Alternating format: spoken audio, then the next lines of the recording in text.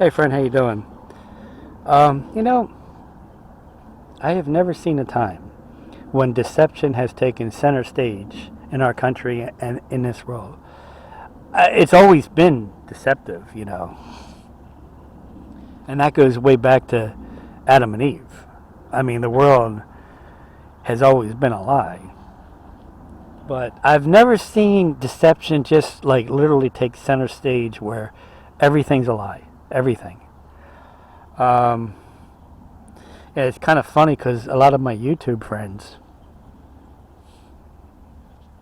um, we stopped making videos for about 6 to 8 months, and they're back doing videos, and I'm doing videos, and we never had any contact with each other. So I think that's kind of interesting. Uh, our leaders, they keep saying, "Oh my goodness, things are going to get bad, and they're going to get worse, and they're going to get worse, and they're going to get worse, and you're just going to have to live with it." And I'll tell you what, right now we are in an NWO. And guess what? In the future, it's going to be a bigger NWO. And they're coming right out and saying it. This is mainstream press. Okay? I just want to reiterate, like I said in my last couple of videos, I did find out that the second coming is the fall of 2028. In my humble opinion, I don't think it's the fall of 2029. Let me put it this way. If it is the fall of 2029, based on all the scriptures, we probably have about a year to a year and a half to go. But we don't have that long. And I also found out the true meaning of that verse that says the days will be shortened for the elect's sake. And I review that too. I'm not going to deal with that too much because I dealt with that in my last two videos. Well, everybody's talking about Will Smith and all that. And there's so many different angles to take this from. What he did was illegal. You can't do that to somebody, okay? But, I want to make another point. People seem to want to air out their dirty laundry in public. And, that kind of bothers me. I mean, in the older days, it was more and more so where people would air out their dirty laundry in private. I don't know what it is with our generation, but we are obsessed with tape and everything. Everything's got to be taped, post a video up. I mean, it can be destructive after a while, it's from one extreme to the other. Dirty laundry was made to be aired in private, not public. It's just not the way it is. But you ever see tones of the U.S. as an idol worshiping country? I mean, it's in our TV shows, our movies, our sports. Some of the tickets in the Super Bowl sold for $1 million, or a lot of them sold for $50,000.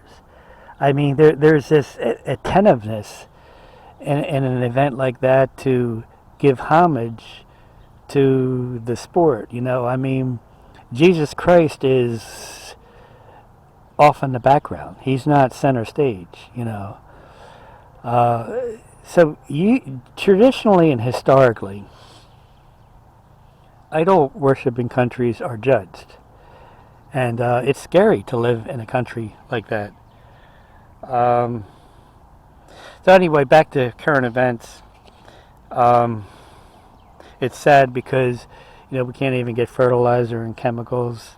Some meats have alarms on it in the country. Not all parts of the country. Once again, it depends on what part of the country you're in. There's a gas shortage, and as far as products are concerned, a lot of states aren't even going to other states. That's a first. That type of flu that's going around where people get it from swine, so they don't want to be around poultry. That's a problem. Um, so, of course, gas prices are very high. Yeah, this is starting to sound like Revelation chapter 6. If you read Revelation chapter 6, there's sickness, there's famine, uh, there's all that stuff. It's just, I mean, a lot of people, they just want to get used to going to farmers markets because people that go to farmers markets get first choice. So, I just also want to say, in some ways, the sanctions will hurt the U.S. more than Russia. In some ways, So, we're not in a good situation. We're really not. Now, the Pope called for an NWO after that thing where everybody was locked down for how many months? 12 months, or maybe a little longer. Who knows? And I think on March 25th, he urged all the countries to join in peace. Now the Bible says, when they shall say peace and safety, then sudden destruction shall come. So we're seeing prophecy unfold right before our eyes. And a lot of people have been having visions, and they saw the brutality of the tribulation. So what they're saying is there's going to be a change in contour. What's valuable now won't be valuable in the tribulation because different things will be more valuable, and of course the quality of living is going to go way down. I mean, it'll be more in a survival mode.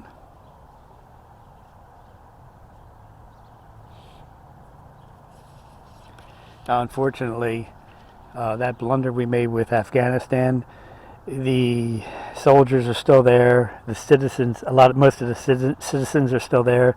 What a blunder! They're still there. It's been a long time, and they're still there. Our 44th said that individuals are gonna have to foreclose their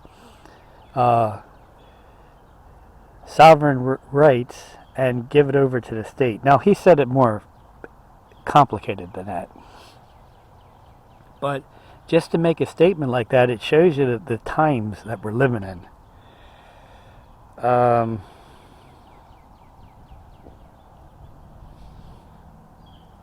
want to go back to the environmental conference, COP26. That's what they called it. Okay, they kept saying carbons. We need to get rid of carbons. But I'm a little cynical in my mind. You know that human beings are primarily made of carbons? So, I don't know. I mean, you come to the conclusion. I maybe I'm a little off on this, but it is true, So carbons is a very general term. It really is, See,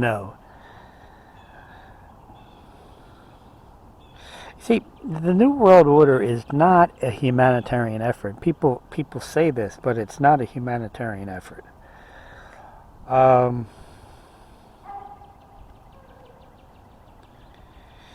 There's less videos now about prophecy. There's certainly less views, I think people got discouraged, like, I won't hear it anymore.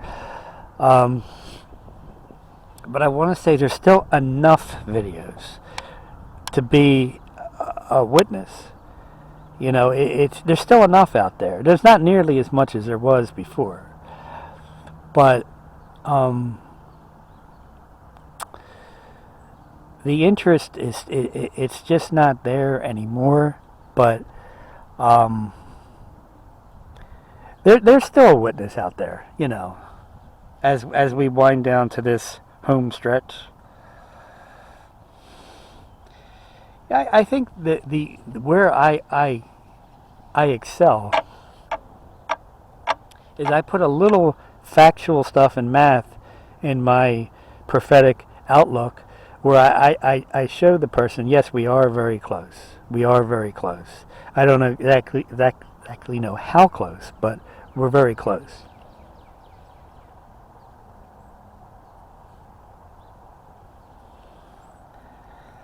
Well, now, see, the jobs over here in the U.S., the middle class jobs, there's 20, let me see.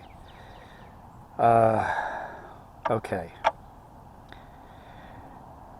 Let me see. The professional jobs are 15%, I think. Living wage jobs are 32%. Hardship jobs are 30%. Okay. And middle class jobs are 23%. So no wonder Americans don't want to work. And it's not just a U.S. problem, it's a worldwide problem. People aren't getting paid enough to go to work. That's basically what's happening. And that'll lead it, that's stagflation. That's basically stagflation, you know. And stagflation is not a good place to be in. So, all right, friend, I think I don't want to make this too long, but I'll just end it here, and until next time, goodbye. And unless Jesus comes first, I'll try and do another video if the Lord gives me some substance prophetically as to what's going on, so I can share something concrete with you. So, all right, God bless. Okay.